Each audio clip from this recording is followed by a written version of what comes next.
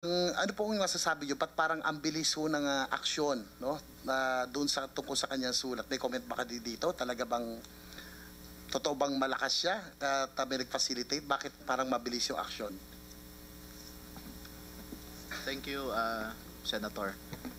Yung tanong po kasi sa akin noon ay kung totoo yung allegation of extortion. Kaya I was disputing that allegation by Mrs. Napoles, and by way of disputing it, I said that in fact she wrote the Office of the President a letter dated April 17, and that it was received by the Office of the President on the same day, and that there was an action by the Office of the President on the same day, meaning that Mrs. Napoles is well connected, I said, and if it being so, kung totoong may extortion, she could have easily reported this to the authorities and set up an entrapment operations against me.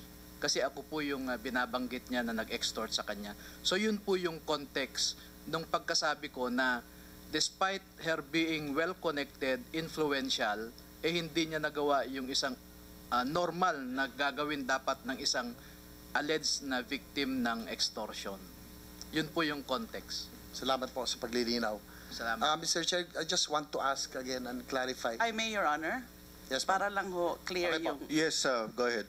Yung sinasabing nag-action kaagad yung Office of the President on the day that the letter was received, at yung action, kasi yung mga unang report was saying na parang I was directed to investigate. No?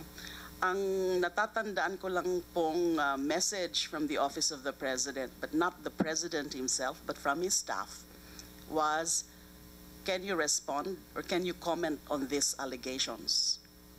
So yun po ang instruction sa akin. So what I did, since I had no personal knowledge about those allegations in that letter, I referred that to the NBI for comment. And sabi ko pa, since nababanggit din dyan si Attorney Baligod, paki-refer din kay Attorney Baligod for comment.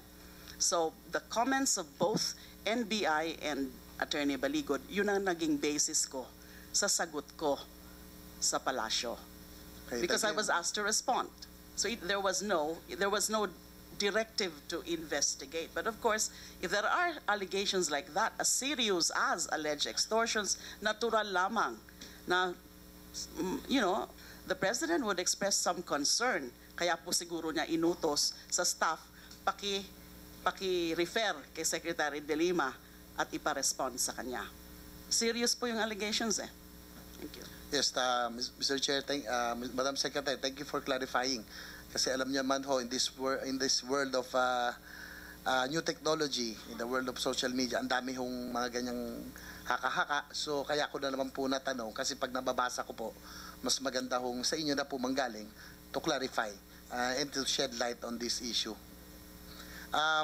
Mr. Chair, before I'd just like to ask Yusek Relampagos, kasi nung isang linggo nabanggit ninyo na kapag inendorso na po ng mga legislators, senators, lalo na, no? Hindi lang Congress, lalo na pag senador, nabanggit niyo na parang good as done na yon. You don't have to verify anymore the NGOs kasi parang kung sinasabi nyo o nagkuha na baka kayo ay ipitin. Yan po ba ay masasabi nyo nangyayari? Thank you, Mr. Chair. As pointed out earlier, the NGOs are not recipients of SAROS. Now, as to the question whether this is related to the question if we cannot reject requests from legislators or not, as I've said in my general presentation at my level, that was the flow of the papers that will come from either the Senate or the House of Representatives, and our review, if it is already given to us, is to find out as to the compliance of the request, if the supporting documents are there, as well as if the listed projects are in conformity with the menu. That's a review, Mr. Chair. Okay po. The reason I asked, Mr. Chair, kasi para namang na-generalize lahat po ng legislators, no? Parang ang sa sinabi po nila last week, hindi ko po matanggap na kapag pinirmahan po, in-endorso nila that they do not have the initiative anymore to back check.